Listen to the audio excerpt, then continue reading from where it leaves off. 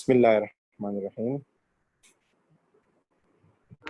Sir जी बेटा। Sir मैंने आपको एक तकरीबन 3 दिन पहले आपको एक सवाल भेजा था, वो जी वाला जी, सर मुझे थोड़ा समझ कैसे होगा? वो वाला कैसे वो मैं करा देता हूँ। वो आखिर में जब ये हमारी क्लास मतलब यानी मैं आज का टॉपिक पढ़ा देता हूँ, फिर आपके सवाल की तरफ आता हूँ। बहुत प्यारा सवाल है, मैं करा देता हूँ। बल्कि एक ठीक है सर। एग्जाम्पल से करा दूंगा, मैं एग्जाम्पल देके उससे समझा दूंगा, तुम्हें हो ठीक जाएगा है। तुम्हारा वो सवाल। ठीक है। अच्छा जी। बिस्मिल्लाहिर्रहमानिर्रहीम। बेटा, आज जो है हम इनकम्प्लीट रिकॉर्ड की एसएफपी बनाना सीख रहे हैं। ठीक है, जो एसओएफपी होती है उसको कैसे बनाया जाता है और उसमें क्या क्या प्रॉब्लम आ सकती है, आपके साथ क्या क्या इश्यू वो क्रिएट कर सकता है। अच्छा, अभी जो है ना ओ लेवल का पैटर्न हो गया चेंज, और ए लेवल का पैटर्न भी, मतलब ए लेवल में एक 30 मार्क्स का क्वेश्चन होता है, एक 15 मार्क्स का सवाल होता है। तो बहुत रेयर चांसेस होते हैं कि एसओएफपी आए, बहुत रेयर चांसेस होते हैं। ये हो सकता है कि एसओएफपी का कोई आइटम आपसे पूछ ले, कोई भी आइटम, कि बैंक का बैलेंस बता दो, कैपिटल बता दो, इस तरह, या फिर करंट एसेट का सेक्शन बता दो, सिर्फ करंट एसेट का कि क्या क्या आ सकता है। ये हो सकता है। पूरी एसओएफपी आना जरूरी नहीं है, लेकिन आ भी सकती है, आ भी सकती है। तो इसीलिए हमें लाजमी बात है, एक 2 से 3 सवाल हमें लाजमी करने चाहिए एसओएफपी के, ताकि हमें आइडिया हो जाए। सो मैं एसओएफपी के आइटम लिख देता हूँ कि नॉर्मली हम एसओएफपी कैसे बनाते हैं। तो हम जब एसओएफपी बनाते हैं, स्टेटमेंट ऑफ फाइनेंशियल पोजीशन हम बना रहे होते हैं, तो हमारे पास क्या होते हैं अमूमन, सबसे पहले हम लिखते हैं नॉन करंट एसेट। हम लिखते हैं नॉन करंट एसेट। सबसे पहले लिखते हैं नॉन करंट एसेट्स। ठीक है। अब होता ही है हमारे पास नॉन करंट एसेट में कि उसने आपको दिया होगा, उसका नाम से शो किया होगा, लाइक उसने लिखा होगा इक्विपमेंट। आपको उसने क्वेश्चन में इंफॉर्मेशन में ओपनिंग एंड क्लोजिंग बैलेंस दिए होते हैं। तो अगर उसने उसका क्लोजिंग बैलेंस दिया हुआ है, सुनिएगा बेटा, अगर उसने किसी नॉन करंट एसेट का क्लोजिंग बैलेंस दिया हुआ है, क्लोजिंग बैलेंस से मुराद ये कि उसने ओपनिंग एंड क्लोजिंग दोनों दिए हुए हैं, और आपने रीवैल्यूएशन मेथड यूज किया था डेप्रिसिएशन के लिए, कौन सा मेथड यूज किया था? रीवैल्यूएशन मेथड यूज किया था। तो जो इक्विपमेंट की क्लोजिंग वैल्यू है वो आप यहाँ लिखते हैं। आपको अलग अलग वो नहीं करना कि कॉस्ट का कॉलम अलग बनाए, डेप्रिसिएशन का कॉलम अलग बनाए, बुक वैल्यू का कॉलम अलग बनाए, ऐसा नहीं करना। मैं रिपीट कर दूं, अगर आपने रीवैल्यूएशन मेथड यूज किया है डेप्रिसिएशन के लिए, और उसने क्लोजिंग वैल्यू दी हुई है, जैसे जितने सवाल हमने किए थे opening and closing value given थी, तो आपने जस्ट क्या करना है, क्लोजिंग वैल्यू लिख देनी है फाइनल फाइनल कॉलम के अंदर। लेकिन अगर उसने आपसे बोला है कि डेप्शन रेट भी दिया हुआ है और प्रॉपर आपने एसएलएम या आरबीएम मेथड अप्लाई किया है, एसएलएम या आरबीएम मेथड अप्लाई किया है, तो फिर आपने क्या करना होगा, फिर आपने कॉलम बनाने होंगे। एक कॉलम हो जाएगा कॉस्ट का, एक कॉलम हो जाएगा डेप्रिसिएशन का, और एक कॉलम हो जाएगा बुक वैल्यू का। फिर प्रॉपर आपने क्या करने होंगे, कॉलम बनाने होंगे। यहाँ लिखेंगे कॉस्ट, यहाँ लिखेंगे डेप्रिसिएशन जो उसकी टोटल बनती है, एंड सबसे आखिर में आ जाएगा बुक वैल्यू। यास्मीन बेटा, ईश्वर बेटा, यहाँ तक बात क्लियर है मेरी? जी सर। यस यहाँ सर। तक ठीक है। इसके बाद आते हैं करंट एसेट। तो सर करंट एसेट में क्या होगा, हम करंट एसेट लिखेंगे, हेडिंग देंगे करंट एसेट्स की।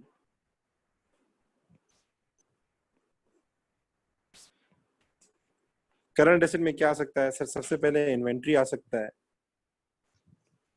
इन्वेंट्री हमने लिख ली। इन्वेंट्री के बाद क्या आ सकता है? ट्रेड रिसीवेबल आ सकता है। सो हमने ट्रेड रिसीवेबल लिख दिया। उसके बाद क्या आ सकता है? अदर, सॉरी, उसके बाद आ सकता है अदर रिसीवेबल। ठीक है, हमने अदर रिसीवेबल लिख लिया। और उसके बाद आ सकता है बैंक। इशू क्या है? इशू ये है कि ये जो होता है ना हमारे पास, क्या बोलते हैं, अदर इन्वेंट्री। इन्वेंट्री दी हुई होती है क्वेश्चन में, नो इश्यूज, कोई मसला नहीं। ट्रेड रिसीवेबल आपको दिया होगा, ज्यादातर ट्रेड रिसीवेबल आपको ज्यादातर पेपर में दिया होगा। लेकिन अगर उसने नहीं दिया, ट्रेड रिसीवेबल का बैलेंस आपको नहीं दिया, तो फिर आपको क्या करना पड़ेगा, ट्रेड रिसीवेबल का अकाउंट बनाना पड़ेगा to find the balance, to find the balance. Trade receivable का अकाउंट बनाना पड़ेगा बैलेंस फाइंड करने के लिए। अगर दिया हुआ है तो बहुत अच्छी बात है, देता है वैसे क्लोजिंग बैलेंस, लेकिन अगर नहीं दिया तो फिर ट्रेड रिसीवेबल का अकाउंट बनाना पड़ेगा। जिस तरह कंट्रोल अकाउंट बनाते हैं ना आप लोग, sales ledger control account, BD लिखते हैं, सेल्स लिखते हैं, पेमेंट लिखते हैं, डिस्काउंट आउट लिखते हैं, आखिर में क्लोजिंग बैलेंस आता है वैसे। ठीक है, अदर रिसीवेबल दिया होता है, ज्यादातर अदर रिसीवेबल पेपर में दिया होता है। बस इसकी पहचान ये है अदर रिसीवेबल की कि हमारे पास में दो चीजें आती हैं अदर रिसीवेबल में। एक तो आता है प्रीपेड एक्सपेंस, कि कोई भी एक्सपेंस क्या हो हमारे पास प्रीपेड हो वो आता है, और दूसरा कोई भी अक्रूड इनकम, कोई भी इनकम हो जो अक्रूड हो, मतलब हमें रिसीव करनी हो, वो इसके अंदर आता है। ये दो चीजें इसके अंदर हमारे पास आती है। तो ज्यादातर प्रीपेड एक्सपेंस होता है, यानी रेंट प्रीपेड लिखा होगा। तो इनकम बहुत कम मैंने देखी है, देखी नहीं है मैंने। तो ज्यादातर आपको प्रीपेड एक्सपेंस लिखा हुआ होगा कि भाई ये प्रीपेड रेंट है, ये प्रीपेड इंश्योरेंस है, और वो भी साल के आखिर वाली। एसओएफपी साल के आखिर में बनती है, तो ये सारे बैलेंसेस क्लोजिंग होने चाहिए। कौन से होने चाहिए? क्लोजिंग होने चाहिए। अच्छा जी, उसके बाद आते हैं बैंक। बैंक में प्रॉब्लम हो सकती है, बैंक में प्रॉब्लम हो सकती है। वो हो सकता है कि आपको बैंक का बैलेंस नहीं दे, बैंक का क्लोजिंग बैलेंस नहीं दे। तो सर इसको कैसे फाइंड करेंगे? तो इसको फाइंड करने का तरीका ये है, आप बैलेंस लिखें, ओपनिंग बैलेंस जो होता है सवाल में, ठीक है, आप जो ओपनिंग बैलेंस सवाल में दिया होता है वो लिखें, जो जो रिसीट है वो ऐड कर दें, जो जो रिसीट्स हैं वो ऐड कर दें, और जो जो पेमेंट्स हुई है वो माइनस कर दें, आपके पास बैलेंस आ जाएगा। मैं दोबारा रिपीट कर दूं, सवाल में उसने बैंक का ओपनिंग बैलेंस दिया हुआ है। फॉर सपोज बैंक का ओपनिंग बैलेंस है 10,000, कितना है? 10,000। आप 10,000 लिख लें ओपनिंग बैलेंस। पॉजिटिव है नेगेटिव ये ख्याल कीजिएगा। अगर बैंक ओवरड्राफ्ट है तो ये नेगेटिव लिखना है, अगर डेबिट बैलेंस है या कुछ भी नहीं बताया तो फिर पॉजिटिव लिखना है। अगर ओपनिंग बैलेंस क्रेडिट है या ओवरड्राफ्ट है फिर आप माइनस में लिखेंगे उसको। और ओपनिंग बैलेंस अगर डेबिट लिखा हुआ है या डेबिट साइड पे आ रहा है या कुछ भी नहीं बताया तो पॉजिटिव लिखना है। उसके बाद जितने पैसे हमारे पास बैंक में डेबिट हुए हैं, रिसीट से मुराद ये जितने पैसे बैंक में डेबिट हुए हैं, फॉर सपोज वो 40,000 थे, ठीक है, फिर बैंक से जो जो पेमेंट्स हुई हैं वो दी हुई होंगी उसने आपको, ये पेमेंट हुई है वो क्रेडिट साइड पे आ रही होगी, वो आपने माइनस कर देनी है। आपने 30,000 इसमें से पेमेंट्स माइनस कर दी, तो ये कितना आ जाएगा? ये आ जाएगा आपके पास 10 + 40 50, 50 - 30 20,000 आ जाएगा। ठीक है, तो अगर प्लस में आंसर आ रहा है तो हम करंट एसेट में लिखेंगे, माइनस में आंसर आ रहा है तो ये करंट लायबिलिटी में जाएगा। यहां तक मेरी बात क्लियर है बेटा? ईश्वर बेटा, सर मुंतहा बेटा, जी सर। ठीक है, इसका आपने टोटल कर देना है। टोटल करेंगे तो हमारे पास आ जाएगा यहाँ पे टोटल एसेट्स, ठीक है, ये हमारे पास टोटल एसेट्स हो जाएगा। ठीक है, अच्छा उसके बाद हमें क्या करना होता है? उसके बाद हमें आना है दूसरी साइड पे। दूसरी साइड पे हम सबसे पहले स्टार्ट करेंगे ओपनिंग कैपिटल से। ओपनिंग कैपिटल से उसके अंदर ऐड करेंगे प्रॉफिट, उसके अंदर ऐड करेंगे प्रॉफिट, लेस करेंगे ड्राइंग, लेस करेंगे ड्राइंग, तो ये आपके पास आ जाएगा क्लोजिंग कैपिटल आ जाएगा। ठीक है, ये आपका क्या कहलाएगा? क्लोजिंग कैपिटल कहलाएगा। अच्छा इसमें क्या इशू है? इसमें इशू ये है कि हो सकता है आपको ओपनिंग कैपिटल नहीं दे, नहीं देता, छुपा देता है। तो सर क्या करेंगे? तो बहुत आसान सा रूल है, आपने कुछ नहीं करना, आपने एसेट्स में से, आपको ओपनिंग एसेट दिए होंगे उसने आपको, ओपनिंग एसेट्स में से ओपनिंग लायबिलिटीज माइनस कर देनी है। ठीक है, आपने क्या करना है, उसने आपको ओपनिंग एसेट दिए होंगे, मैं पूरा एक सवाल भी करवा रहा हूँ आपको, उसने आपको ओपनिंग एसेट्स दिए होंगे और ओपनिंग लायबिलिटीज दी होंगी, तो ओपनिंग एसेट में से ओपनिंग लायबिलिटीज माइनस कर देनी है। तो आपके पास क्या आ जाएगा? आपके पास कैपिटल आ जाएगा ओपनिंग। अगर नहीं दिया हुआ, दिया हो तो बहुत बेस्ट बात है। ठीक है, प्रॉफिट आप लोगों ने इनकम स्टेटमेंट से फाइंड कर लिया होगा, वही लिखेंगे। ड्राइंग का ये सीन होता है कि ड्राइंग जो होती है ना वो एडजस्टेड नहीं होती, मतलब टोटल नहीं होती, कुछ उसने बैंक में लिखी होती है, कुछ उसने अलग लिखी होती है, तो आपने टोटल लिखनी है। टोटल से मुराद ये कि जो ड्राइंग उसने बैंक से की थी, जो ड्राइंग उसने कैश से की थी, जो ड्राइंग उसने इन काइंड की है, मतलब कोई चीज अगर लेकर गया है, कोई घर गाड़ी लेकर गया है, कोई भी चीज लेकर गया, उन सब का टोटल करके लिखना है।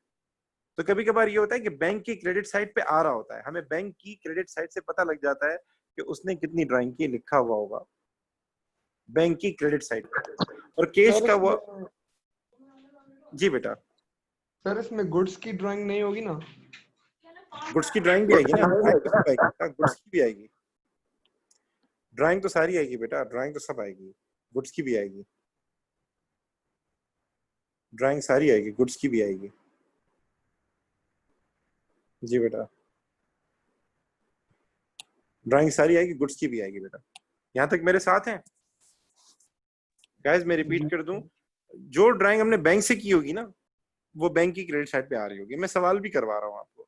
फिर उसके अलावा उसने अगर कोई कैश ड्राइंग की है, बताया होगा उसने कि इतने कैश भी विड्रॉ किया था, इतना कैश घर भी लेकर गया था, और अगर उसने कोई गुड या कोई चीज भी ड्रॉ की है, तो वो उन सबका टोटल आएगा, यहाँ पे सबका टोटल करके लिखना होगा आपने। सर उसके बाद और क्या आएगा? अच्छा, और ये सारे क्लोजिंग बैलेंसेस हैं, ठीक है, जो ऊपर एसेट्स वगैरह हैं, सारे क्लोजिंग बैलेंस है। सर उसके बाद और क्या आएगा? इसके बाद हम लिखेंगे नॉन करंट लायबिलिटी।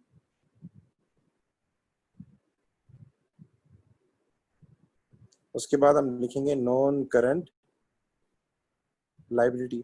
सर इसमें क्या आएगा? इसमें हमारे पास लोन आएगा, अगर कोई हो, अमूमन होता नहीं है। और उसका भी क्या उठाना है? क्लोजिंग बैलेंस उठाना है। क्या उठाना है?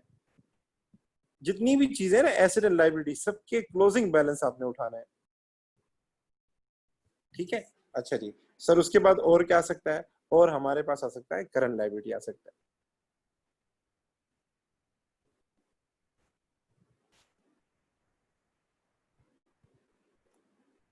करंट लायबिलिटी में क्या आएगा सर? करंट लायबिलिटी में ट्रेड पेबल आएगा,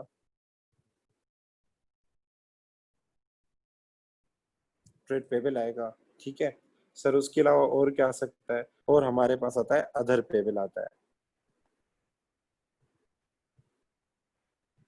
तो ट्रेड पेबल का क्लोजिंग बैलेंस दिया होता है, अगर नहीं दिया हुआ, ऐसा हो नहीं सकता, लेकिन अगर उसने आपको नहीं दिया, तो फिर आपने क्या करना है?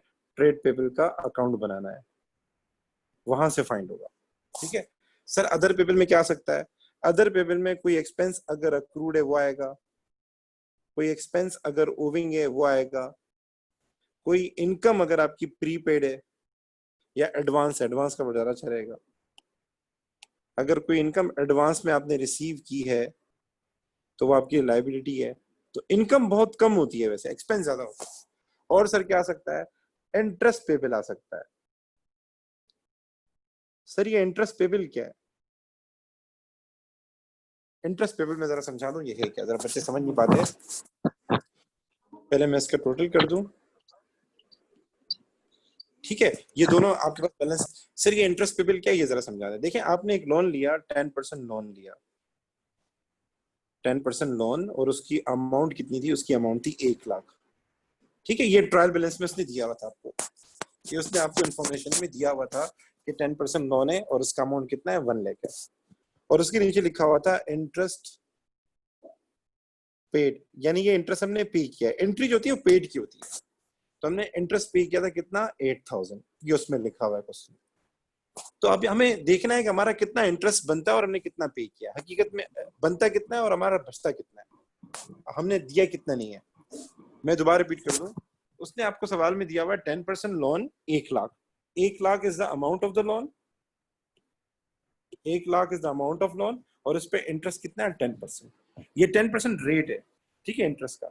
और इंटरेस्ट पे कितना किया हमने? 8000 पे किया। तो जब हम इनकम स्टेटमेंट बनाते हैं, तो इनकम स्टेटमेंट में वो इंटरेस्ट लेके जाते हैं जो हमारा बनता है, जो हमारा टोटल इंटरेस्ट है, वो जो हकीकत में बनता है। हो सकता है पेड हमने कम किया हो, तो इसके लिए हम क्या करते हैं? हम पहले चेक करते हैं हमारा इंटरेस्ट कितना बनता है, तो हम 10% लगाएंगे किसके ऊपर? 1 लाख के ऊपर, 10,000। तो ये आ जाएगा 10,000। तो 10,000 हमारा इंटरेस्ट बनता है, ये जाएगा इनकम स्टेटमेंट में। तो सर सवाल ये पैदा होता है कि हमारे पास इंफॉर्मेशन में जो इंटरेस्ट पेड है वो कितना है? वो 8000 है। तो बाकी 2000 क्या हो जाएगा? हमने पे नहीं किया, तो उसको हम प्यार से क्या कहते हैं? अक्रूड कहते हैं। बाकी 2000 अक्रूड हो जाएगा। तो 2000 हमने यहाँ भी बढ़ाया, डबल एंट्री होगी, 2000 हमने यहाँ भी बढ़ाया, और बाकी 2000 हम कहाँ शो करेंगे? बाकी 2000 जो है हम अदर पेबल के अंदर शो करेंगे, इंटरेस्ट पेबल में, अदर पेबल में हम शो करेंगे उसको, ठीक है। तो अगर आपको सवाल में इंटरेस्ट आपका बनता है 10,000, और आपने पे कितना किया है, 8,000 पे किया। तो ये 2,000 जो आपने अभी तक पे नहीं किया, ये आएगा, ये रिकॉर्ड होगा, ये एसएफपी में अदर पेबल में शो होगा। इसका एक बार फोटो स्क्रीनशॉट ले लें ताकि मैं आपको भी सवाल कराऊं। सर जी बेटा। सर क्या हमें पेपर मैसेज है अगर हमें इन्वेंट्री की वैल्यू ना दी हो तो इन्वेंट्री वैल्यूएशन करके उसकी वैल्यू निकालें? ऐसा तो दिया उसने, पर वो परसेंटेज से निकलता है। मैं आपको सवाल करा देता हूँ, इन्वेंट्री की सर वैल्यू निकलती एक्चुअली मैंने मा- ओ लेवल में हमारे सिलेबस में इन्वेंट्री वैल्यूएशन नहीं था ना, तो मैंने नहीं पढ़ा था वो सर। जो वो लेवल में इन्वेंट्री वैल्यूएशन है, पता है वो कितना है? वो सिंपल है। वो मतलब यानी एनआरवी एंड कॉस्ट का चक्कर है, बस सिंपल वाला है, कोई हाई लेवल का नहीं है वो। एस में है सर? एज में हाई लेवल का इन्वेंट्री वैल्यूएशन, ओ लेवल में तो बिल्कुल बेसिक है। मतलब मेरे पास साल के आखिर में इतनी इन्वेंट्री आ रही है, इतनी डैमेज हो गई, इतनी इन्वेंट्री जो है उसकी वैल्यू कॉस्ट से भी कम हो गई, इतनी इन्वेंट्री अभी तक डिलीवर नहीं हुई, बस सिंपल एडजस्टमेंट है वो तो यार। अच्छा वो तो बच्चों वाले सवाल हैं। ठीक है, अच्छा जी बेटा, ये आपने जब यास्मीन बेटा, राफिया बेटा, अगर आपने ये सारा लिख लिया हो तो मुझे बता दें, यस कर दें, ताकि मैं आगे जाऊं, आगे आपको सवाल कर। जी सर, लिख लिया। ठीक है, ये देखना है। तो इसको फॉर्मेट वही है, एसएफपी का फॉर्मेट वही है जो आप पहले से बनाते हैं, वही फॉर्मेट है। बस ये कि चीजें नहीं गिवन होंगी, वो आपको मालूम करनी होंगी उसका तरीका क्या है। ठीक है, ज्यादातर चीजें दी हुई होती हैं। तो एक इजी सा सवाल कर लेते हैं, मैं वो करा चुका हूं बच्चों को, उसकी एसएफपी बनाते हैं अभी।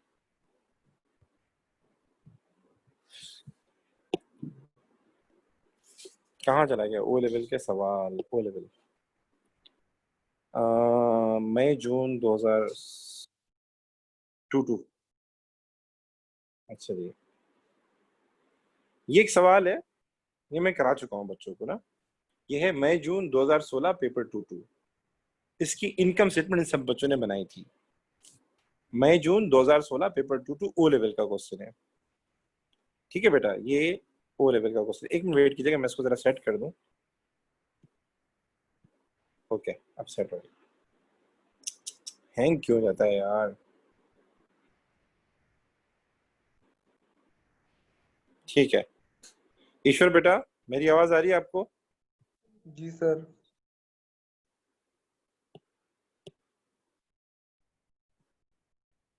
हैंग क्यों हो रहा है? स्टकअप क्यों हो गया इधर यार?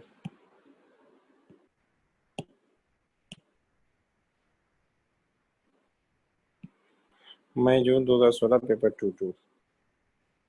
ठीक है, हो गया। अच्छा, ये सवाल ही मैं लास्ट टाइम करवाया था। ठीक है, इसकी हम एसएफपी बनाते हैं। एसएफपी कैसे बनेगी? तो मुझे कोई बता सकता है इसका प्रॉफिट कितना आया था लास्ट टाइम जो मैंने निकाला था? चले, वो आप देख लीजिएगा बाद में। ठीक है, मैं करवा देता हूँ एसएफपी कैसे बनेगी। सो ये मई जून 2016 पेपर 22 है। मई जून 2016 पेपर 22 है, इसकी एसएफपी बनानी है। एसएफपी कैसे बनेगी इसको देख लें। तो देखिए, आपके पास इन्फॉर्मेशन ज्यादातर गिवन है, ये देख लें। ये क्लोजिंग बैलेंसेस गिवन है, इन्हीं क्लोजिंग बैलेंसेस को बुनियाद बना के हम एसएफपी बनाते हैं। तो सबसे पहले हम स्टार्ट करते हैं, आ जाएं। हम एसएफपी बनाएंगे तो सबसे पहले हम स्टार्ट करेंगे नॉन करंट एसेट से। तो हम लिखेंगे नॉन। 7100। ठीक है, वो जहन में रखिएगा, मैं आपसे पीछे पूछूंगा। सो हम लिखेंगे नॉन करंट एसेट्स। ठीक है, नॉन करंट एसेट में क्या आएगा? इक्विपमेंट आएगा। अगर इक्विपमेंट की क्लोजिंग वैल्यू दी हुई है तो एज इट इज आप क्लोजिंग वैल्यू यूज लिख लें, या फिर अगर आपने रिवैल्यूएशन मेथड यूज किया तो फिर क्लोजिंग बैलेंस लिखना है। फिर वो कॉस्ट एंड डेबिशन ऐसा नहीं करना काम आपने। तो हम लिखेंगे 10,500, ये वैल्यू गिवन है। सर और कोई नॉन करंट एसेट है इक्विपमेंट के अलावा? नहीं है। उसके बाद इन्वेंट्री आ रहा है। ठीक है, तो उसके अलावा हमारे पास कोई भी नहीं है, तो हम सिर्फ एक ही लिखेंगे इक्विपमेंट, लेकिन हो सकता है 2-3 भी हो। ठीक है, अच्छा जी, उसके बाद हम आते हैं करंट एसेट्स के ऊपर।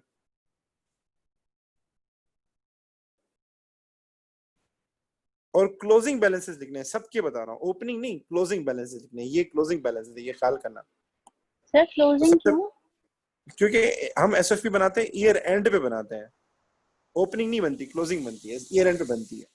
आप क्वेश्चन की रिक्वायरमेंट देख लें, ये है 31 मार्च 2016, 31 मार्च 2016। और नीचे सवाल में भी देख लें, उसने 31 मार्च पे ही बनाई होगी। दिखाता हूँ मैं आपको, कहाँ गया, ये रहा, आप देख लें, 31 मार्च 2016 लिखा हुआ है। ठीक है बेटा, अच्छा जी, सो इन्वेंट्री की वैल्यू कितनी है हमारे पास? इन्वेंट्री की वैल्यू है हमारे पास 11,500, हम 11,500 लिख लेंगे। उसके बाद लिखेंगे ट्रेड रिसीवेबल। ट्रेड रिसीवेबल की वैल्यू गिवन है, अगर नहीं गिवन होती सर मैं क्या करता? तो फिर मैं क्या करता, फिर मैं ट्रेड रिसीवेबल का अकाउंट बनाता। जिस तरह आप सेल फाइंड करने के लिए बनाते हैं ना, वैसे आप बैलेंस शीट फाइंड करने के लिए बनाएंगे, लेकिन उसमें सेल्स लिख देंगे आप, जो क्रेडिट सेल्स हुई थी वो लिखेंगे आप फिर। ठीक है, तो ट्रेड रिसीवेबल का क्लोजिंग बैलेंसेस गिवन है, आप ऊपर जाके देख सकते हैं, वो है 18,350। तो मैं 18,350 यहाँ लिखूंगा। सर उसके बाद क्या आएगा? उसके बाद अगर कोई प्रीपेड है, यानी अदर रिसीवेबल से मुराद ये कि प्रीपेड एक्सपेंस, तो ये रहा रेंट प्रीपेड, और क्लोजिंग उठाना है इसका 700, आप जाके लिख दें रेंट प्रीपेड।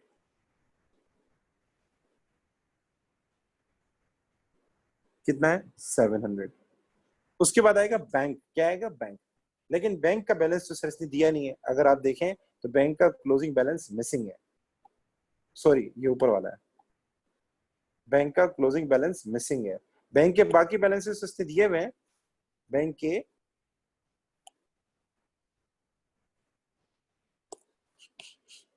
के इसने ओपनिंग बैलेंस तो दिया हुआ है, लेकिन क्लोजिंग बैलेंस नहीं दिया। तो सर क्या करें? बड़ा आसान सा तरीका है, आप इसका अकाउंट में ओपनिंग बैलेंस कितना है? 3950 डेबिट, 3950 डेबिट। तो आप ओपनिंग बैलेंस दे रहे हैं 3950 डेबिट है, तो आप इसको प्लस में लिखें। किस में लिखें? प्लस में लिखें। 3950 डेबिट, ये क्या है? ये उसका बैलेंस है बैंक का। अगर ये ओवरड्राफ्ट होता या क्रेडिट होता तो मैं माइनस में लिखता। उसके बाद क्या करना है, जो जो रिसीट है वो ऐड कर दें। ये बैंक की रिसीट्स आ रही हैं, ठीक है, इनको आप टोटल करके ऐड कर दें या अलग अलग करके ऐड कर दें, नो इश्यूज। सो 32,000 प्लस 7,400 प्लस 600, ये सारी रिसीट्स आ गई, ऐड हो गई। सिर्फ बैंक की उठा गई रिसीट, सिर्फ बैंक की, कैश की नहीं। उसके बाद जो जो पेमेंट्स हुई है हमारे पास, पेमेंट्स आ रही है, ये देखें पेमेंट आ रही है, ये देखें पेमेंट आ रही है, ये देखें पेमेंट आ रही है। तो जो जो पेमेंट हुई है वो आप माइनस कर दें। ज्यादातर बैंक का क्लोजिंग बैलेंस दे देता है, या तो टी अकाउंट में नजर आ जाएगा आपको, टी अकाउंट के अंदर ही नजर आ जाएगा क्लोजिंग बैलेंस, या नीचे बता देगा। लेकिन नहीं दिया तो फिर आपने ऐसे काम करना होगा। तो माइनस कर दें सारी पेमेंट्स। पेमेंट्स में क्या क्या आ सर जाएगा? जी बेटा, क्या कह रहे हो? सर बैलेंस आ गया वाले आप कर दें। जी बेटा बताएं कितना है? माइनस में आ रहा होगा जहां तक मेरा ख्याल है। ओवरड्राफ्ट है हाँ, 2050 2050 किस में आ रहा है? माइनस में आ रहा है, प्लस में आ रहा है? माइनस। माइनस में। तो 2050 माइनस में आ रहा है। आप लोग देख लें बेटा, एक नजर कैलकुलेटर रखिएगा अकाउंट की क्लास में। तो ओपनिंग बैलेंस अगर डेबिट है, ठीक है, या कुछ भी नहीं बताया तो हम डेबिट ही तस्वर करते हैं, वो प्लस में लिखें। जो जो पेमेंट्स दी हुई है वो आप क्या करें? ऐड कर दें। सॉरी बेटा, जो जो उसने पेमेंट्स दी हुई हैं वो आप क्या कर दें? वो आप ऐड कर लें। तो हमने पेमेंट्स ऐड कर दी। उसके बाद जो जो उसने क्या नाम है वो दिए हैं, पेमेंट्स दी हुई हैं, वो हमने क्या कर दी? माइनस कर दी। रिसीट को ऐड कर दें, पेमेंट को माइनस कर दें। तो एट द एंड जो बैलेंस है आपके पास 2050 है और माइनस में है, तो ये बैंक ओवरड्राफ्ट है, ये पेबल में जाएगा, ये करंट लायबिलिटीज में जाएगा। ठीक है, आगे काम करते हैं। तो बैंक का बैलेंस तो नहीं आना सर, अब क्या करें? अब इसको एंड कर दें और मुझे बताएं टोटल कितना आया। सर उसके बाद 30,550 करंट एसेट्स। 30,550 और इसका टोटल कितना हो जाएगा? ये हो जाएगा 41,000। 41,050। 41,050 आ जाएगा टोटल इसका। फिर उसके बाद हम क्या करेंगे? लिखेंगे ओपनिंग कैपिटल। तो कभी कभार ये होता है कैपिटल नहीं देता, पर इसमें बताया गया है कैपिटल ये है। अगर वो नहीं देता तो ये सारे एसेट्स है हमारे पास, ये इक्विपमेंट एसेट है, इन्वेंट्री एसेट है, ट्रेड रिसीवेबल एसेट है, और प्रीपेड एसेट है, बैंक एसेट है, ये लाइबिलिटी है हमारे पास 9750 और 300। तो हम क्या करते? अगर ये हमें नहीं देता, फॉर सपोज ये नहीं दिया होता, तो मैं क्या करता? इन सबको प्लस करता। आप प्लस करके चेक भी कर सकते हैं, इन सबको प्लस करता और ये जो है मैं इनको माइनस करता। तो मेरे पास कितना आंसर आएगा? चेक करें जरा। जो ओपनिंग एसेट्स हैं उसमें से ओपनिंग लायबिलिटीज आप माइनस कर दें, आपके पास ओपनिंग कैपिटल आ जाएगा 11,000 प्लस 12,000 प्लस 17,600 प्लस 500 प्लस 3950। फिर इसमें से माइनस करें 9,750, फिर माइनस करें 300। कितना आया बेटा?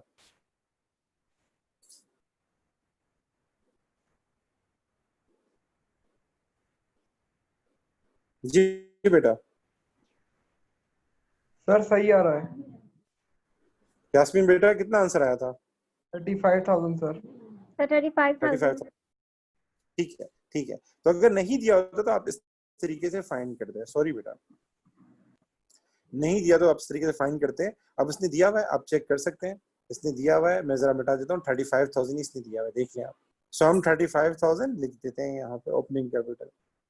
उसके बाद हम क्या करेंगे, प्रॉफिट ऐड करेंगे। तो प्रॉफिट आप सबको पता है,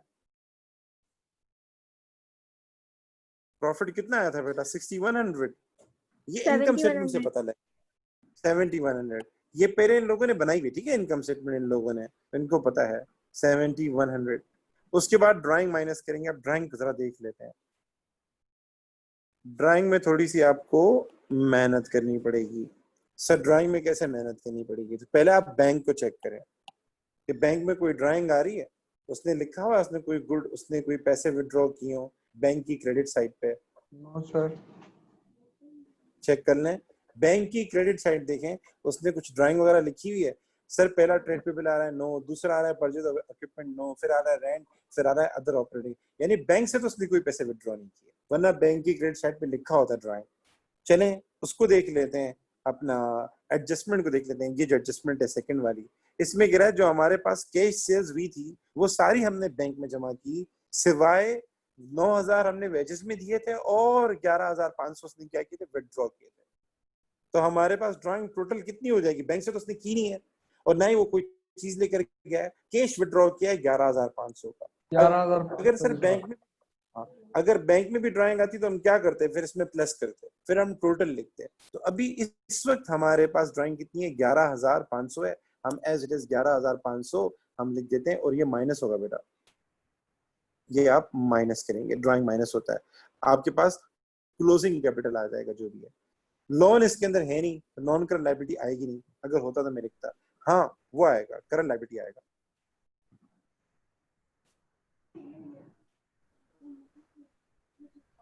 करंट लायबिलिटी में आएगा ट्रेड पेबल, और क्या आएगा सर? अदर पेबल आएगा, और बैंक ओवरड्राफ्ट। और बैंक ओवरड्राफ्ट। Bank overdraft. ठीक है, तो ये बैलेंसेस दिए हुए। अगर आप देखें सवाल में ट्रेड पेबल ये रहा, ये ट्रेड पेबल है हमारे पास, और ये 9750 ओपनिंग है, और ये क्लोजिंग है, हमें क्लोजिंग चाहिए। ठीक है, और ये वेजेस ओविंग है, ये अदर पेबल है। कोई भी एक्सपेंस अगर ओविंग है तो वो आपकी अदर पेबल है। ये 450 दिया हुआ है, तो हम क्या करेंगे, 7950 प्लस 450, 7950 प्लस 450। सर आपने अदर पेबल में इंटरेस्ट का बताया था, तो इंटरेस्ट की एडजस्टमेंट तब होती है अगर कोई लोन हो। तो कोई लोन तो इसमें लिया ही नहीं हमने। आप ऊपर देखें, ये इन्फॉर्मेशन दी हुई है आपको, ये ओपनिंग बैलेंसेस है, ये क्लोजिंग बैलेंसेस है, कोई लोन ही नजर नहीं आ रहा है इसके अंदर, तो इंटरेस्ट कहाँ से आएगा? ठीक है, और बैंक ओवरड्राफ्ट का बैलेंस कितना था? 2050 था, हमने मालूम किया था ये, तो हम 2050 लिख लेते हैं यहाँ पे, और इसका टोटल कर लेंगे। ऊपर वाला कितना आया था टोटल बेटा, ईश्वर बेटा? सर उसका आया था 30,600। ठीक है, और इसका कितना आया था? 10,450। 10,450। ठीक है, अच्छा जी, और इन दोनों का टोटल कितना हुआ? 41,050 हो गया। 41,000। ये आपका सवाल मैच हो गया। ठीक है, यहाँ तक मेरे साथ है? जी सर। यहाँ तक कोई सवाल किसी ने पूछना हो, इसके आप फोटो ले लेंगे, सवाल कीजिएगा आप घर जाके। ये मई 2016, और मई 2016 7100 आपका अकाउंटिंग का पेपर है, पेपर 22 है ये आपका। ठीक है बेटा, यहाँ तक क्लियर है बात?